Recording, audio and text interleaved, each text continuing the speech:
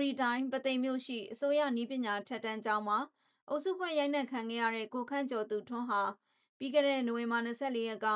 ရန်ကုန်ဆေးရုံကြီးမှာသေဆုံးသွားခဲ့ပါတယ်။သူရဲ့နာရေးကိုကျောင်းကုန်းမြို့မှာနိုဝင်ဘာ26ရက်နေ့ကပြုလုပ်ခဲ့ပြီးကျူးလွန်သူအချို့ကိုတော့ဖမ်းဆီးနိုင်ခြင်းမရှိသေးတဲ့အတွက်ဒေသခံတွေကမကြေမနက်ဖြစ်နေကြတယ်လို့ AR Time ကစုံစမ်းသိရပါတယ်။ပသိမ်မြို့အစိုးရနည်းပညာထက်တန်းကျောင်းစက်ပြင်ဌာနရဲ့ကျောင်းသားဟောင်းကိုခန့်ကျော်သူထွန်းဟာနိုဝင်ဘာလ19ရက်နေ့ကကျောင်းကိုသွားပြီးအမှတ်စင်းယူချိန်မှာအဲ့ဒီကျောင်းကတတိယနှစ်ကျောင်းသားမင်းပြည့်စုံပါဝင်ကျောင်းသား3ဦးကအုပ်စုဖွဲ့ရိုက်နှက်ခဲ့တာကြောင့်ဦးကောင်းမှာဒဏ်ရာပြင်းထန်ရရှိပြီးသေဆုံးခဲ့ရတာလို့သိရပါတယ်။ဒီမှုနဲ့ပတ်သက်ပြီးဝိုင်းရိုက်ခဲ့ကြတဲ့စက်ပြင်ဌာနတတိယနှစ်ကျောင်းသားမင်းပြည့်စုံအပါကျောင်းသား3ဦးကိုရဲတပ်ဖွဲ့ကဖမ်းဆီးပြီးနောက်2ဦးကိုအာမခံနဲ့ပြန်လွှတ်ပေးခဲ့တာကြောင့်လူသေဆုံးမှုဖြစ်ပြီး2ပတ်ကြာတဲ့အထိ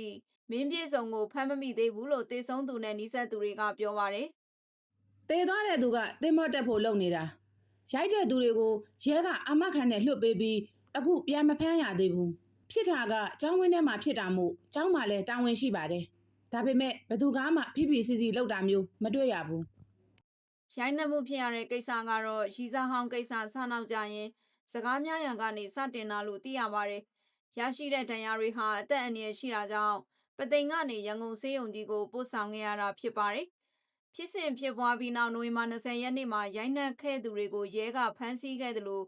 ကျောင်းကလည်း2နှစ်နားခဲ့တာဖြစ်ပါတယ်။ဒါပေမဲ့နောက်ရက်တွေမှာတော့အာမခံတဲ့2ယောက်ကိုပြန်လွှတ်ပေးခဲ့တာကြောင့်ဝေဖန်မှုတွေရှိခဲ့တာဖြစ်ပါတယ်။ဒီမင်းပြည့်စုံကအရင်ကတည်းကလည်းဒီကျောင်းသားတယောက်ကိုတန်တုံးနဲ့ရိုက်ဘူးတယ်ပေါ့နော်။ဘာမှအေးအေးယူမခံရတော့သူကလက်ရဲဇက်ရဲဖြစ်နေတာပေါ့ဗျာ။ကိုခန့်ကိုရိုက်နှက်ပြီးတော့ဒီမင်းပြည့်စုံကအဖမ်းမခံရတော့သူ့ကျောင်းထဲမှာလိုက်ပြောပြီးတော့ဒီဂုံယူပြနေတာပေါ့ဗျာ။ကျောင်းဆရာကြီးကမေးတာတော့မှပဲ